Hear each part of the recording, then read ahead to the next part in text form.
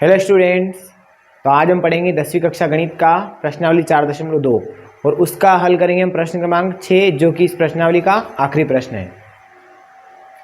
तो प्रश्न क्रमांक 6 देखते हैं हम। एक कुटीर उद्योग एक दिन में कुछ बर्तनों का निर्माण करता है और एक विशेष दिन यह देखा गया कि प्रत्येक नग की निर्माण लागत रुपए में है ना, उस दिन के निर्माण किए गए बर्तनों की संख्या के दुगने से 3 अधिक थी। तो यदि उस दिन की कुल निर्माण लागत 90 रुपये है तो निर्मित बर्तनों की संख्या और प्रत्येक वस्तु की लागत ज्ञात करो। तो देखना यहाँ दिया है कि एक कुटीर उद्योग जो है वो एक दिन में कुछ बर्तनों का निर्माण करता है ना। तो यहाँ पे बर्तनों का निर्माण हो रहा है, तो सबसे पहले हम क्या करेंगे, एक दिन में बनाए गए बर्तन को ही हम x मान लेते हैं ना, क्योंकि बाद में क्या हो रहा है, प्रत्येक नग की जो निर्माण लागत है वो रोज बनाए जाते बर्तन है ना, इनकी लागत से कितनी अधिक है, ये दुगने से 3 अधिक है। इसलिए हम क्या मानेंगे, माना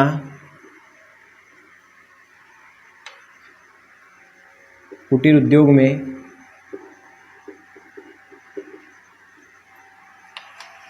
एक दिन में बनाए गए बर्तन है ना, एक दिन में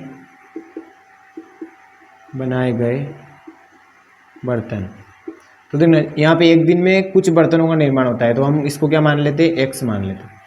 तब यहाँ पे प्रश्न में दिया गया है कि उस एक विशेष दिन में क्या होता है कि प्रत्येक नग यानी एक नग है ना, एक नग की या एक बर्तन भी लिख सकते हैं हम है ना, एक बर्तन की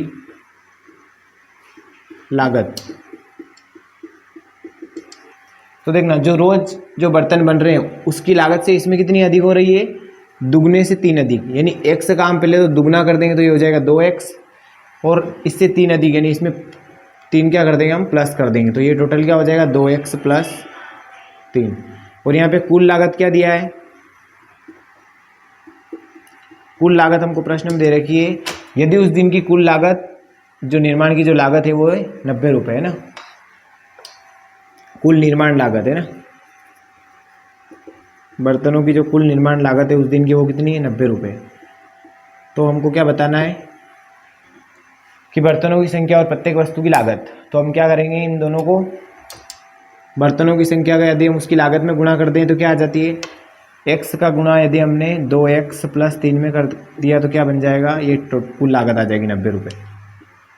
तो यहाँ पे गुणा हो जाएगा, x का हमने 2x में गुणा करेंगे तो ये हो जाएगा 2x का स्क्वायर प्लस x का गुणा 3 में करेंगे तो 3x और बराबर 90। अब 90 को इधर लेके आ जाते हैं बराबर से इधर, तो ये हो जाएगा 2x स्क्वायर प्लस 3x और 90 इधर आएगा तो माइनस 90 और बराबर में 0, यानी ये बन गई हमारी द्विघात समीकरण। तो इसको हल कर लेते हैं हम गुणनखंड विधि से। तो देखना यहाँ पे 90 और 2 का गुणा करके देखते हैं। पहले 90 में 2 का गुणा करेंगे तो ये हो जाएगी 180, यानी हमको 180 का गुणनखंड कर लेंगे। तो 2 से भाग लगाएंगे ना, 2 9 18 और 0 फिर लगाएंगे 2 से, तो 2 चौके 8, 2 पंजे 10, फिर लगेंगे 3 से, 3 एकम 3, 3 पंजो 15, फिर लगाएंगे 3 से, 3 पंजे 15 और 5 एकम 5। तो देखो हमको जोड़े घटाए पे कितने लाने, 3, और गुणा करने पे लाना 180 है ना। तो यहाँ से अगर हम 2 और 3 ले तो कितने हो जाएंगे, 2 दूना 4, 4 तिया 12 और 3 और 5 लेंगे तो 3 5 15। देखो ये 2 संख्या है, 12 में यदि हम 15 का गुणा करेंगे तो क्या आएगा, 180 आएगा है ना, क्योंकि 180 के ही गुणनखंड में से लिया हमने। और 3x यानी 15 में से यदि हम 12 घटा देंगे तो क्या आ जाएगा, 15x में से यदि हमने 12x को घटा दिया तो 3x आ जाएगा। तो हम यहाँ पे ले लेंगे 12 और 15।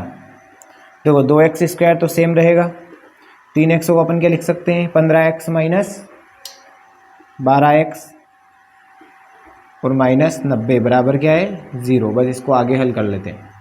तो यहाँ से हमको 2 पद में कॉमन निकालना है, 2x स्क्वायर और 15x।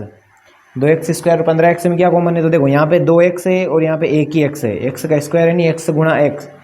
यहाँ पे x 2 बार है, यहाँ पे x 1 बार है, लेकिन यहाँ पे 2 और 15 में कोई कॉमन नहीं है, तो हम यहाँ पे x को बाहर निकाल लेते हैं। x यदि बाहर आएगा तो अंदर क्या बचेगा, यहाँ से एक x बाहर आ गया तो एक तो बचा 2 और एक बच गया x है ना।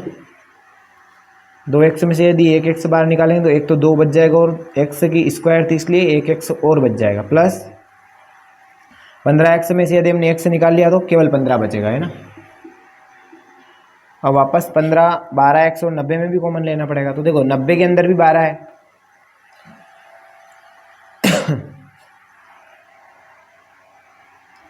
12 और 90 में हम क्या कॉमन निकालेंगे कि 2x बच जाए। देखो 12 नहीं आएगा तो 6 कॉमन निकलेगा यहाँ पे, है ना।